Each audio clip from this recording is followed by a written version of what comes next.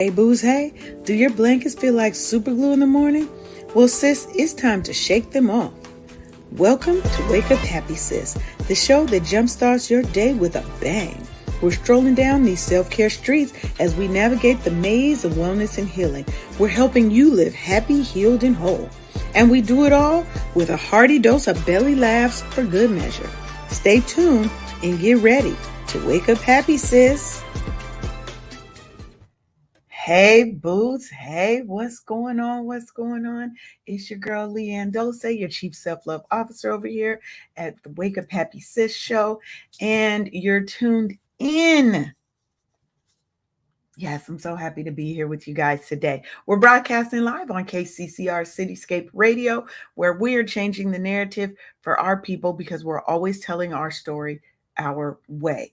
Today, we have a fabulous show for you, right? Because that's what we do. Unfortunately, my co-host Sharonda couldn't be here today, so you're going to have to rock it out with me, but we're going to have a little bit of fun today, right? Today's topic is elevating your game at work and beyond, and we're really diving into some powerful strategies to help you boost your productivity, foster your professional growth, and maintain wellness in the workplace. And I'm not trying to give you the same old tips and tricks that everybody's giving you. I'm really trying to think outside the box, but let's not act like those standard tried and true tips and techniques don't work, because they absolutely do. But I want to think outside the box today. I want us to do something a little bit new, especially when we get into our self-care portion, because that's my love. That's my love language, and I'm trying to give it all to you guys today. So, as we celebrate Professional Wellness Month, I'm really, really, really here to share all my tips. You know, things that I've learned over the years, things that have been shared with me, my experiences. That's what I'm here to give to you. So, as always, I want you to grab your mug of something that you want to drink on. Get cozy or pop in your headphones if you're at work, and let's really embark on this journey together. I want you to remember that we're all about changing our narrative. We can only do that when we're sharing our stories, sharing our tips, and we're growing together. So let's get started. And hey to all my people over here on TikTok, Instagram, LinkedIn, Facebook, YouTube. Hey, good morning, everybody. So let's just jump right in. One of the things I want to talk about is ways that we can boost our productivity at work. Okay. So hold on. I'm trying to get some more people in the room. You know, you got to let all your people know. If I could type. Okay.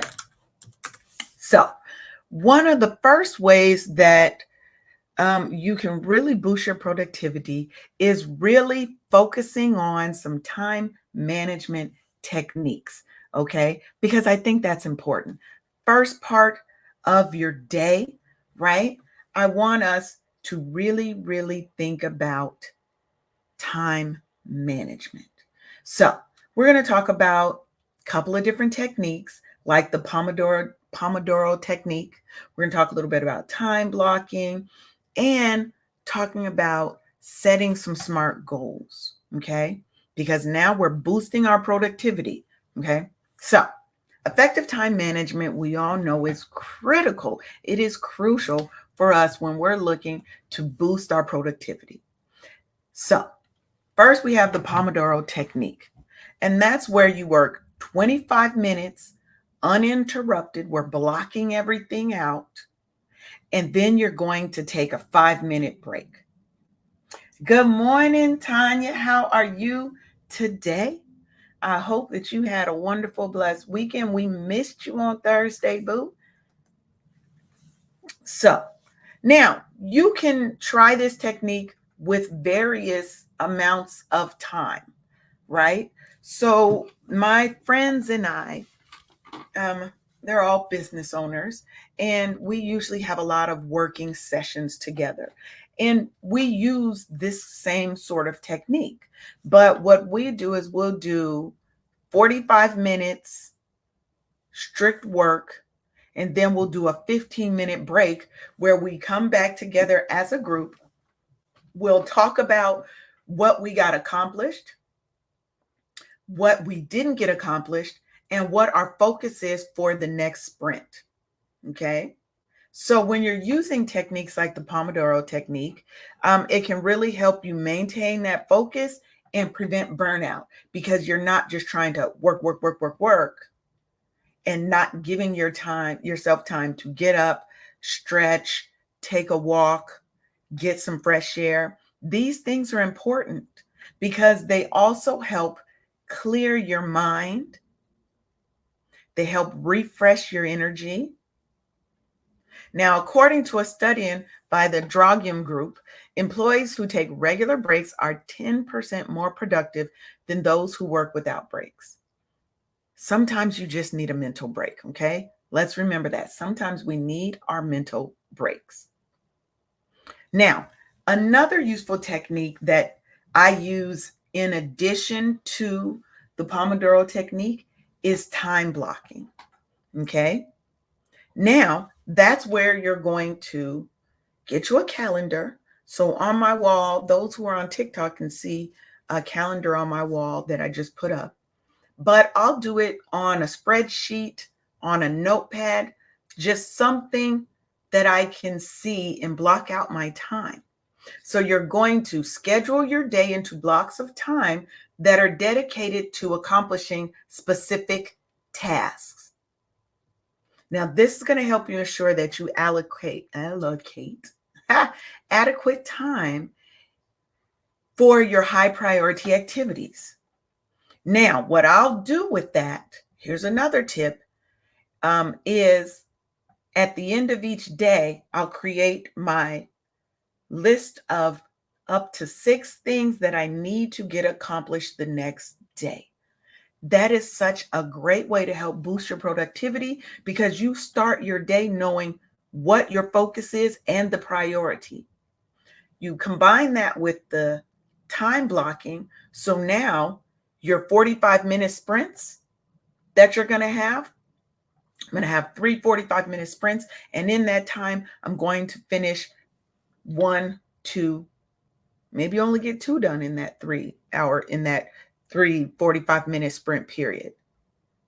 But what you're doing is saying, okay, I've got 6 things I need to finish. How am I going to block my time out during the day to ensure I'm giving adequate time to each? Because each may not need the same amount of time. One task that you have to complete on your 6 list might be 2 blocks of 45. Another may be just 15, 20 minutes. I'm a fan of getting all of the small, quick things out of the way so I can devote more time to those things that are going to take more time. But I also have to look at what my priorities are and what needs to get done first. But if I can knock something out in 10, 15 minutes, I'm going to do that, get up, take a little break, refresh for 5 minutes, and then I'm going to come back and focus my energy on whatever the next thing on my list is. Okay? And I want you to also get yourself some sort of task management or project management system. Okay? There are tools like Microsoft Planner. If you're a Microsoft person, Microsoft Planner. Microsoft also has a to-do list in there. You can create, what I like about those is that it can be in apps on your phone that help you. You can just block out time on your calendar and set reminders. It doesn't have to be a system that you purchase. It can be something that you've created within your own ecosphere of software that you have. So if you have a Microsoft subscription, if you have a Google subscription, both of them have ways that you can plan out your days. Now, if you need something a little more robust and you want to be able to see everything together, you have different methods for that. What I personally use is Trello, Trello. Okay. That helps me to see what my 6 things are, to plan them out, to break down a big task into small manageable chunks, to put timelines on it, to also help me plan out other things that I need to do as well, right? I can add people into that, but I can also assign things to other people on my team. So it's not just me. So if you've got a team of people to assist you, you can now do things and schedule and assign them to others. They have Monday.com, you've got Trello. There are so many options for you, but get yourself a system. Even if it's a spreadsheet, the calendar in your phone app, or some other app that will help you do that. It might just be a list. You might be old school, because I am old school with this, and you may be like, let me write all my things down that I have to do for the day. But get yourself a system, regardless of what that system is. Again, it doesn't have to require you to spend a lot of money to get organized and to help boost your productivity at work. And your job, if you're not an entrepreneur, if your job may have tools that are available to you. So don't be afraid to dig around on your corporate intranet, ask your manager, ask your peers. Yes, we definitely have to stay organized. That's the best and fastest way to boost your productivity, is to improve your organizational skills. Everything having a place, a time, that's so important. Okay? You're going to help improve your efficiency. You're going to be able to achieve more in less time. Right? So, the next thing you can do is start setting SMART goals. So, SMART goals are goals that are specific, measurable, achievable, relevant, and time bound. Okay? I'm going to say those again.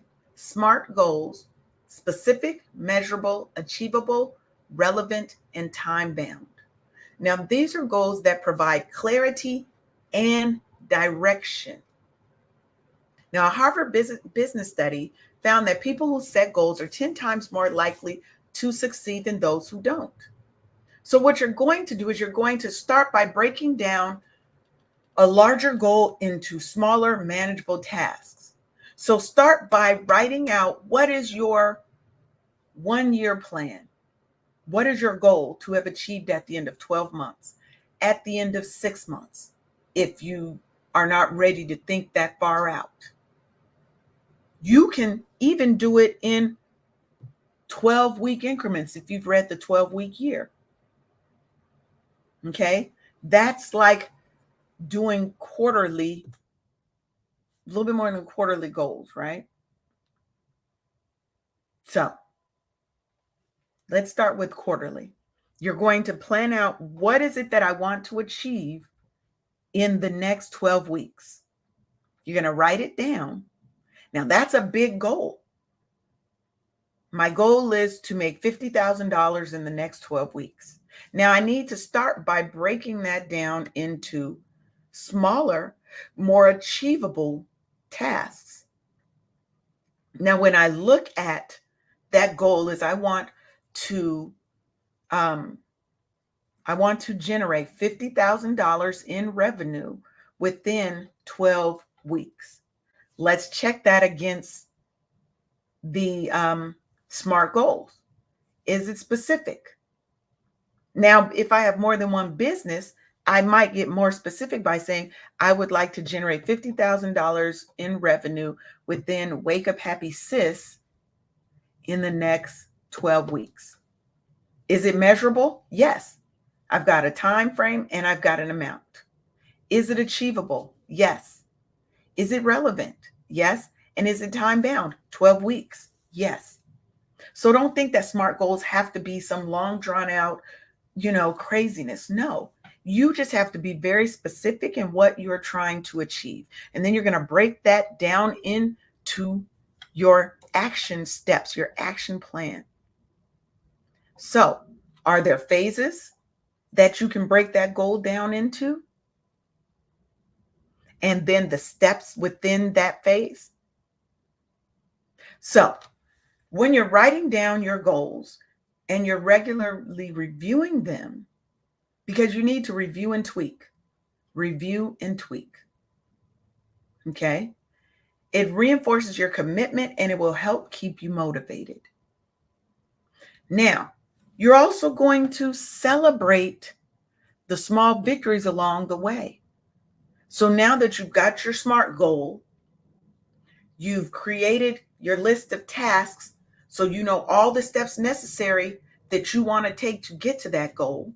And that might require you to talk to a business coach, a mentor, a planner, a strategic planner, somebody that can help you put that goal into actionable steps that will work to help you achieve those results.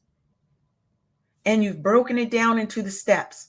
Now you're going to go back to what I previously said. We're going to time block. We're going to list that. So we've got our every day, the 6 things we need to get completed to meet this goal.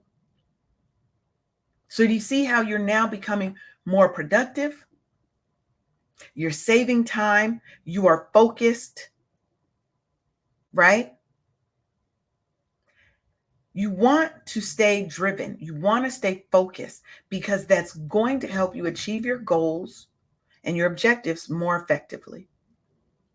Now, I also want to let's talk about, okay, now, Leanne, I'm in my 45-minute breakdown, right? My 45-minute session.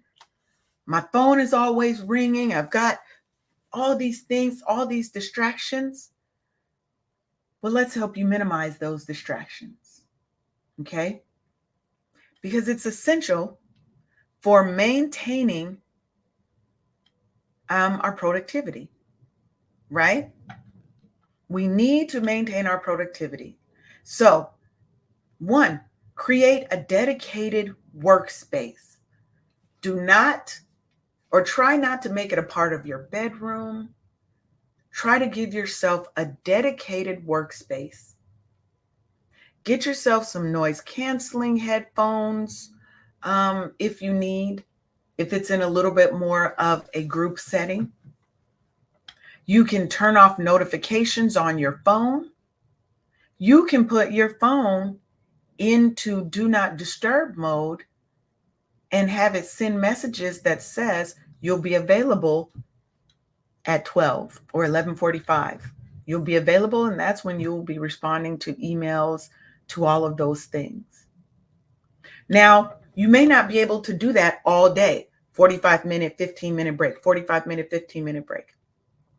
We've got to make sure we're planning for our regular meetings, touch points with our management or our subordinates, right? But you're looking at your day in its totality and looking at how can I block out some time, and in this 45 minutes, I will not be disturbed. You can block those times out on your calendar so that people cannot schedule things in those times. 9 to 11 a.m.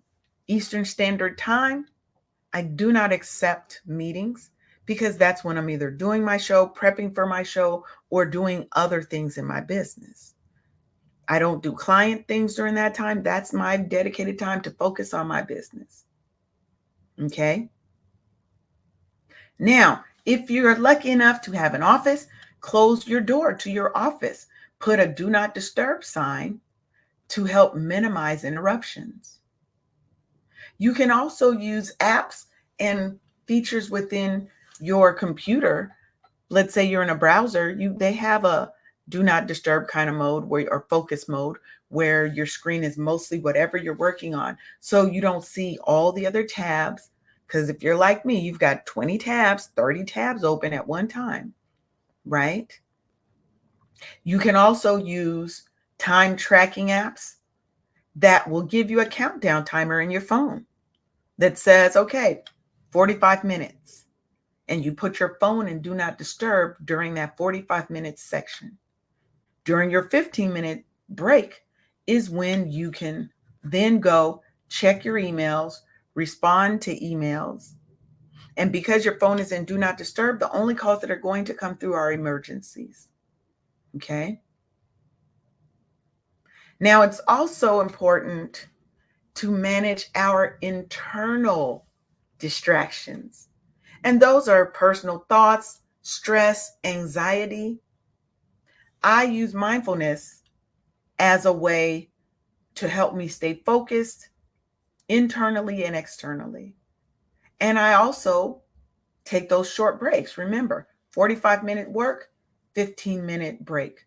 Yours might be 30 minutes. Yours might be 47, 43, 52, right? Find what your good and most, not profitable, but your most effective and productive length of time to work. You might have a shorter attention span and you like to work in 15 to 30 minute increments, 5 minute off. Now, I would recommend not doing anything less than 30 minutes because you're not really giving yourself time to even get into a routine or to get into your groove with 15 minutes. Right? So I say, 30 minutes for me is a minimum. I like 45 minutes. That works well for me. Okay. Now, you want to help create that environment that is conducive to focusing. For me, I work best when I have music or something on, just as background noise, right? It helps me focus. It helps me stay centered. And I know that may seem weird. Some people need absolute silence. So they're going to need noise canceling headphones. But what you're doing is you're creating your optimal work environment. And you're going to couple that with strategies to plan your time better and to minimize your distractions. That's definitely going to help you achieve better results. You're going to turn out more quality output, and you're also going to improve your productivity. Okay. And we've talked about this whole time about leveraging technology, right? Because yes, why not? Yes. And it might not be the type of music that you think, right? What I've been listening to lately is different frequencies. When I'm driving in the car, I'll have different manifestation frequencies that just play. It's a playlist that I found on Apple Music, right? And so sometimes I'll play that, right? Because those frequencies help our minds, they help our spirits. So find yourself an app or a playlist that does that. Use Trello or some other system for project management. If you're communicating with a team, you can use Slack, you can use Teams, right? You can use Evernote for note taking. You can use OneNote if you're a Microsoft Office person. You can just use text app, whatever. Just find some kind of technology and digital tools that help you streamline your work, that helps you focus, stay more organized. Okay. So within Trello, let's give you an example. Within Trello, I create boards. One board may be social media. That's my social media board. Within that board, I may have a bunch of different cards and lists of things. Each card may be a task. List is, let's say, for the month of January, right? Or I may go by week. I may go by day. If I'm one who posts multiple things every day, then my list might be, each list is a day or a week. And then you have a card inside, you have multiple cards inside your list that are your actual tasks. So if I did mine by week, my board in Trello is Wake Up Happy Sis social media posts. My list is the week of May 20th, this week. Each card is a social media post that I will put up throughout that day or throughout that week, right? So now you can see I'm very organized so that once it's planned out, I don't have to even be the one to implement it. Once I've put the structure in place and provided the information to my VA can now come. They can create the Trello board for me. That takes one more thing off my plate. We review it and I approve it. And now they have their plan for the week, the month, and or the full quarter. Our goal is to plan out the whole quarter. So now it just runs on autopilot. And we find ways to automate these things. Okay? So the Economist Intelligence Unit said that employees who use digital tools are 34% more productive. Would you like to increase your productivity 34%? I know I would. You can track your progress. You can see how people are doing. You can add time blocks to that and time trackers. So now you know exactly how much time your VA or your team has spent and how to pay them accordingly. So it's not just helping your social media posts, it's helping your back end revenue and profit as well. Now you might use Slack to facilitate real-time communication and collaboration with your team, because now that limits the need for all these lengthy email threads, right? And all these additional meetings that sometimes we feel like, why am I in yet another meeting, right? I know we've all been there. And with a tool like Evernote or OneNote, you can capture and organize your notes, your ideas, and your documents in one place. And then wait, you link them to your Trello board in the appropriate places. You can use just these 3 tools that I said to manage your business, to onboard new teammates, to optimize and streamline your workflow, right? It's going to save you time, money, and effort. We want to work smarter, not harder. And we want to be able to collaborate effectively. Now, when you integrate the right tools, and it may not be Trello, you may not like Trello, find a tool that works for you. You can do a simple Google search and ask it to tell me all the tools like Trello. Give me a review of the tools versus Trello. Now you see how the other ones stack up and you find, oh, I like this one better than Trello. I really like Monday.com better.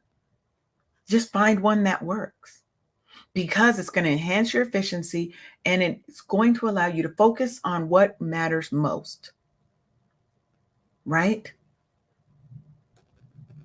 Now, the last part of this is making sure that we're prioritizing our tasks. Are you prioritizing things based on importance and urgency? Because that can really help you manage your workload effectively. Okay. Now, the Eisenhower matrix, which categorizes tasks into 4 quadrants, is a useful tool for this. Okay. Now, the 4 quadrants are urgent and important. That's quadrant 1. Important but not urgent, quadrant 2. Urgent but not important, that's quadrant 3. And then you have neither urgent nor important, which is quadrant 4. Okay. So if you think of a little box, boop, boop, boop, boop. One axis is urgent. One axis is important. So it's either going to be in this top, let's say your top corner, both urgent and important. And in the bottom right corner, it's neither urgent nor important. Right? And so you're going to look at that. And when you categorize your things in this way, you're going to be able to so quickly identify what are the top things that you need to do. So think about this when you're looking at your goal. So if we go back to our original goal of, I want to make $50,000 within the next 12 weeks. Now I've got my tasks. Now in relation to my goal, which tasks are urgent and important? Those are going to be your foundational things. We got to get them done and out of the way first, because everything builds on that. Right? Now, this is also going to help you plan out your day, because now you can say, I'm going to start my day with the most challenging task, because that is when my energy is the highest and my mind is the sharpest. Okay? Now, this approach, where we say we're going to try the most challenging things first thing in the day, because that's when my energy and my mental is the highest, that's referred to as eating the frog. And that ensures that you tackle those critical tasks first and leave the easier tasks for later in the day. Okay? Because now you're a little less sharp in the end of the day, right? But now these tasks are much easier. You don't have to expel as much mental energy to complete these easier things. Now, in addition to that, you should always be regularly reviewing and adjusting your priorities. Okay? Because that's going to help you stay aligned with your goals and adapt to changing circumstances. I had these things happening here that were both urgent and important. But then a fire broke out at work, let's say. I don't know. Now what is most urgent and important is getting everybody out of the building safely. That now becomes your top priority. Right? Things happen in life, in work, in business. We have to be able to be flexible and to be able to shift, to pivot, and having these lists, being organized, knowing what you need to accomplish by when, knowing what's important and urgent, and having your digital systems in place is going to help you be more productive, to be able to pivot quickly when necessary, and also to help you get back and get refocused once this new thing or new issue has been resolved. Now let me get back to the regularly scheduled program of my 6 list. Okay? So we're going to take a quick break, pause for the cause, and then we'll be right back, and we're going to jump right into talking about how do we foster professional growth. Okay? So you're tuned in to the Wake Up Happy Sis show on KCCR Cityscape Radio, where we're changing the narrative for our people by telling our stories our way. But are you listening? We'll be right back. Hey, sis. Ever feel like you're on the verge of a meltdown? Are you overwhelmed from juggling your job, your family, and trying to fit in me time, but seriously dropping the ball on that last one? Guess what? You're not alone. Introducing the Burnout Recovery Kit. It's your 14-day lifeline to go from burnt out to lit up. Get ready to reclaim your joy, energy, and that I got this attitude. Grab your free ebook, a purpose-driven workbook, daily email prompts, as well as SMS boosters and Q&A sessions. It's like a spa day for your soul, and guess what? It's totally free. Don't waste another minute feeling drained. Go to officialburnoutrecoverykit.com right now and kickstart your transformation. The Burnout Recovery Kit, because you deserve to be at the top of your own to-do list. Don't just cope. Thrive, sis. Nobody else with this. Y'all hear this song? That is a song I had produced specifically for my business. Do you have your own theme song? If you don't, get on my level, okay? Just go and join me on this level, okay? So now we're going to talk about, what I forgot to share with you guys is, as always, this live show is a drop-in show. You can always head on over to WUHS.in/join-the-live, and you can drop in.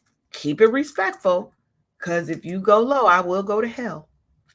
But you can join us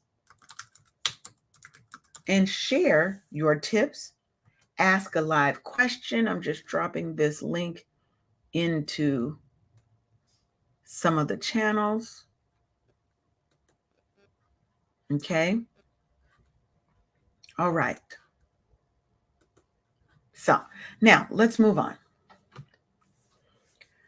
Let's talk about ways that we can foster our professional growth and development, because that's super important as we're elevating our game at work and beyond, right? So the first thing, life is a journey of learning. We should always be continuously, there's something wrong with my lips today, y'all. I do not know. Learning, because it's essential for our professional and our personal growth.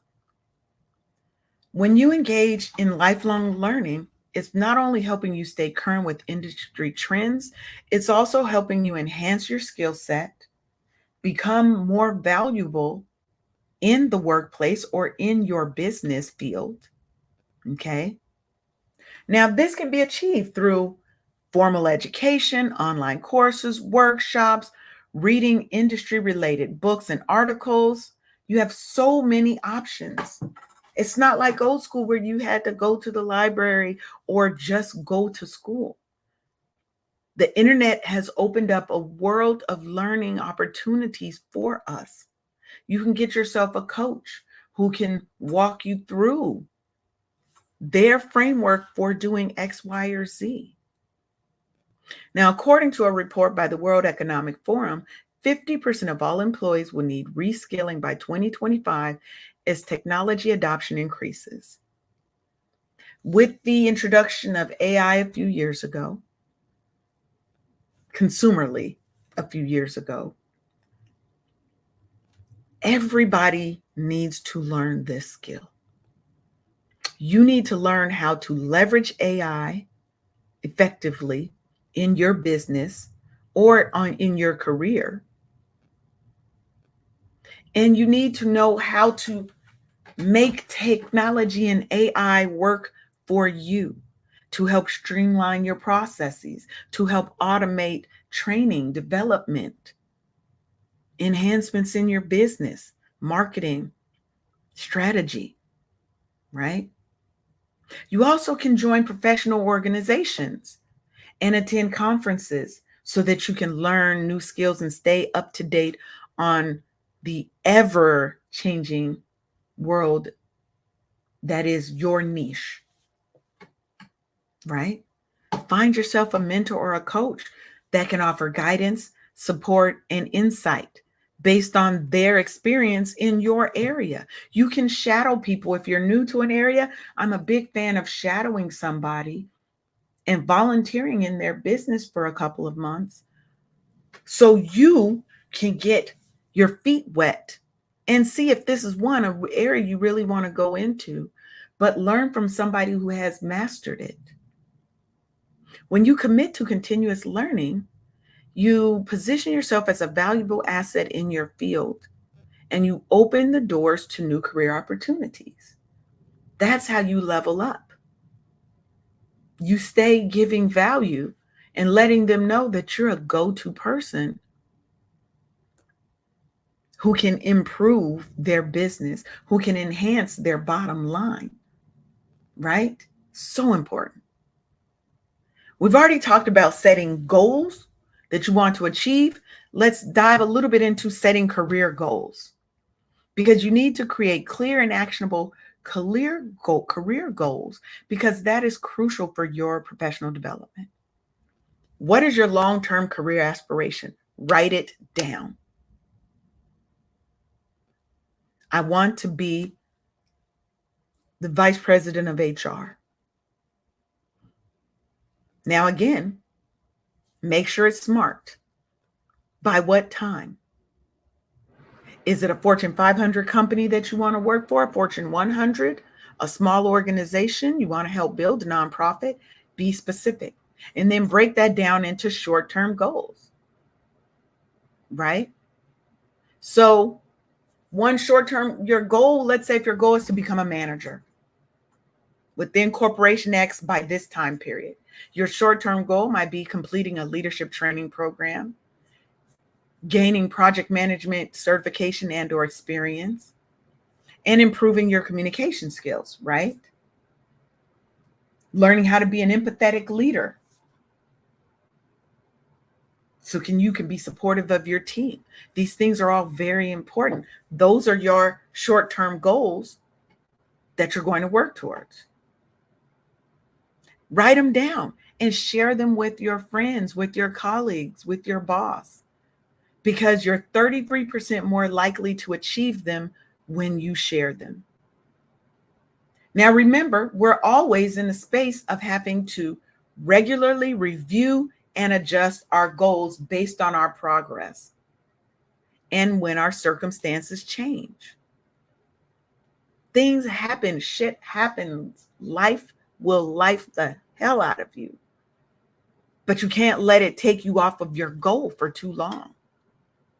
Now, you need to also seek feedback from your peers, from your supervisors, from your friends, from your mentors. Now, not all your friends, though, because they may not have any idea of what you're doing. If you have friends that are in a similar space, you're all entrepreneurs, for instance, yes. But you have to take some people's advice with a grain of salt. If they have not achieved what you are trying to achieve and you guys are all on the same level, they're trying things just like you are. So don't just take someone's word as the gospel, right? But think about what people say. Take what resonates, leave what doesn't. Because that process of speaking it out and getting feedback from people, it's going to help you identify areas for improvement, and it's going to help you refine your career strategy. That's going to help you maintain your focus, your motivation, and a sense of dedication to your professional journey. Because our life is nothing more than a journey. And we're trying to do the best and have the most fulfilling time on this journey. The next important thing is make sure that you are building a professional network. We are not silos. We are not this singular unit. Having a professional network is so essential for your professional growth. It allows you to connect with peers and mentors and industry leaders who can provide support, advice, and different opportunities for you. According to LinkedIn, 85% of jobs are filled through networking. Okay? Are you going to industry events? Right? Are you going to conferences? Are you joining professional organizations, participating in online forums and in social media groups that are related to your field? Are you sharing your thoughts, adding value to the conversation, sharing white papers, speaking at events? I want you to learn how to build genuine relationships with people in your area, because that can lead to collaborations, job referrals, mentorship opportunities, speaking engagements, business opportunities, and make sure that you stay engaged. Create accountability partners or mini mastermind groups where you guys are moving in the same direction and you can help and support one another. Because this is going to give you access to valuable resources and support your career and or entrepreneurial advancement. So important. And make sure that along the way, you are always developing your leadership skills. I'm a fan of empathetic leadership, right? Because it's not just about managing others. It's about inspiring people, motivating your team, making strategic decisions, and driving organizational success. It's about caring for the people who are under your management or under your leadership. So you need to make sure that you're seeking out opportunities to learn about leadership, training programs, books, learning from experienced leaders in your field, volunteering for leadership roles as a part of projects and committees, right? All of these things are going to help you.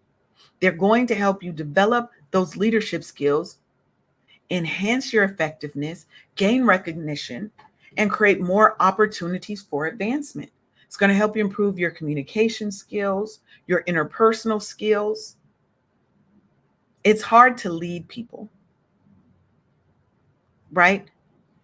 It's going to help you work with conflict resolution, negotiation, all of those things. And we already talked about seeking feedback and mentorship because that's important too.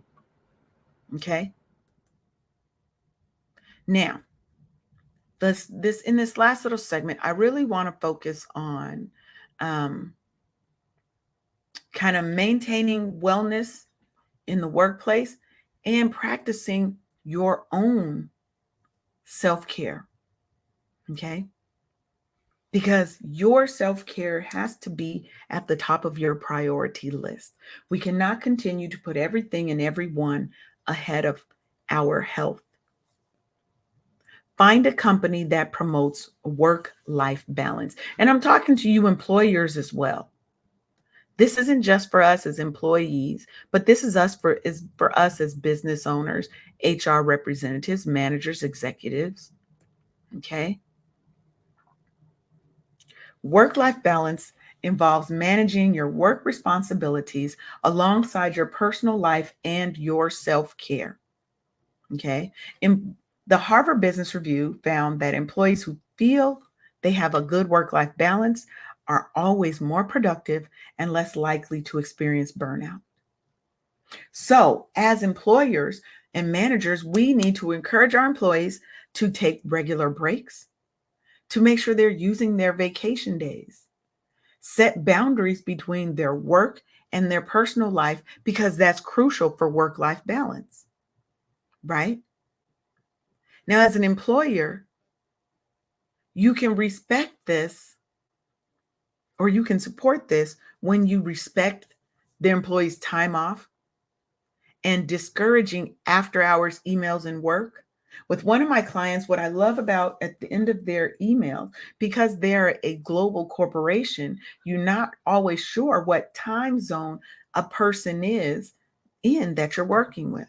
So at the end of their emails, it clearly states that, if this email is coming during your off work hours, please don't feel obligated to respond now and to respond during your next work day.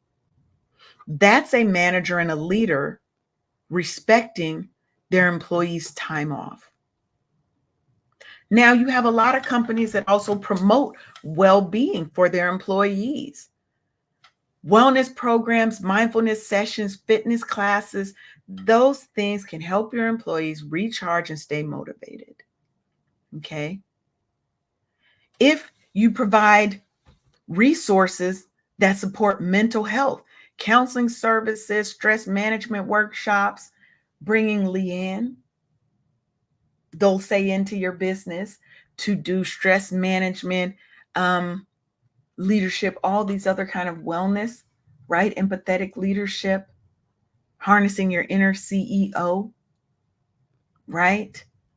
Those things are important, and it shows your employees that they care. And when you have a focus on your employees' health and well-being and their work-life balance, they're going to reward you by being loyal to your business. They're going to be happier. They're going to be more productive, right? Because you're helping them maintain their health, reduce their stress, and increase their productivity, because you're giving them tools to help de-stress. Especially if you're in a high stress, intense work environment, these things become super important. If you're an employer, implementing other wellness programs. Like I said, having professionals like myself come in and speak to your employees. The Global Wellness Institute found that implementing employment wellness programs sees a 28% reduction in sick days and a 26% reduction in healthcare costs. Okay. Now, to be effective, your wellness program should be tailored to the needs and interests of your employees. Don't just go and pick some things that you think they need. When you respect them, you will ask them and then find programs within your budget that can give some or all of those things. Just doing surveys, doing town halls, right? And it's also important that we're communicating the benefits of wellness programs and encouraging participation at all levels. Because if your management and your executives aren't, their subordinates aren't going to feel it's important either. So it starts at the top, the head leading the body. Because what we're trying to do is boost morale, boost productivity, reduce absenteeism, and improve our overall employees' health and happiness and fulfillment. When you focus on them, they'll focus on you. Now, when we're talking about our own personal self-care, one thing that I recommend is a digital detox retreat. Again, remember, I said I'm going to give you guys some things that are outside the box, right? So in today's really hyper connected, always online, got to have all my devices with me world, a digital detox retreat really offers a unique way for you to recharge. What it involves is disconnecting from your digital devices for a specific period of time to focus on mindfulness, relaxation, de-stressing, creativity, right? Constant connectivity can lead to increased stress and burnout because we always feel like, oh my God, I got all these things. I got to look at my phone. I got to check my email first thing when I wake up. These retreats can be local, okay, where you go to a place. It could be virtual. It could be in an exotic location. It could be a weekend getaway or a week-long excursion. And what do you do during these kind of things? You're going to do stuff like yoga. You might take nature hikes. You have all sort of creative workshops. All these things are designed to help you reconnect with yourself without the distraction of technology. And you may have, because there are times when we need our technology. We have families, we have children. It doesn't mean that you don't have technology time. You may have an hour in the morning because you need to check and make sure your family's good and there are no fires that need to be put out. But then the rest of that day you focus. You may have a break in the middle where at lunch maybe you can check things and have check-ins. Or you may not. It may just be morning and evening. And you've set the expectation with your family that don't call me unless it's an emergency, because this is my time. Okay. Now, by taking this time away from these digital devices, you can reduce your stress, help improve your focus and mental clarity, and it really helps you return to work with a renewed sense of purpose and energy, ready to tackle new challenges. That's what we need in our life. You can also do something called forest bathing. Baby, I'm giving you all this good new stuff today. How many of you guys have even heard of forest bathing? It's also called Shinrin-yoku, and it's a Japanese practice that involves immersing yourself in nature to improve your mental and your physical health. Now, it goes beyond just taking a simple walk in the woods. It really involves being mindful of the sights, the sounds, and the smells of the forest, bringing all of your senses into this experience, practicing mindfulness. What do things feel like? What do they smell like? I ain't gonna say taste, because you taste the wrong thing, you might die, right? Now, research from the University of Tokyo found that forest bathing can help lower your cortisol levels, reduce blood pressure, and improve your mood. For our more high stress professionals and entrepreneurs, incorporating regular forest bathing sessions can really be a powerful way to manage stress and enhance your well-being.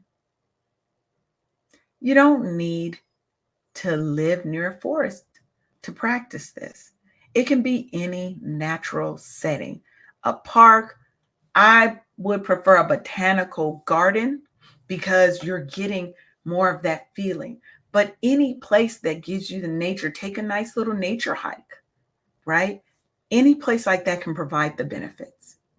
You're just immersing yourself in nature. And when you do this, you can really experience a sense of calm, rejuvenation, and reconnection that really is going to support your overall health and productivity. Okay? Because when we're in tune with us and with everything that's going on around us, and we know how to manage stress, we're always going to be more productive. We're always going to be more in tune and more happy, more energetic, have better ideas.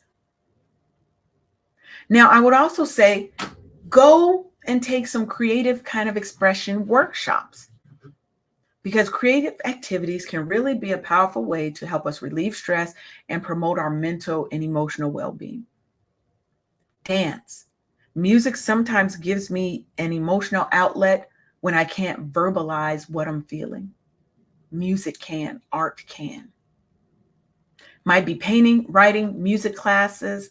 They all can provide a different outlet for your emotions and a break from the daily grind.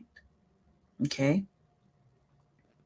Now, according to a study that was published in the Journal of Positive Psychology, individuals who engage in creative activities experience increased positive emotions and reduced stress.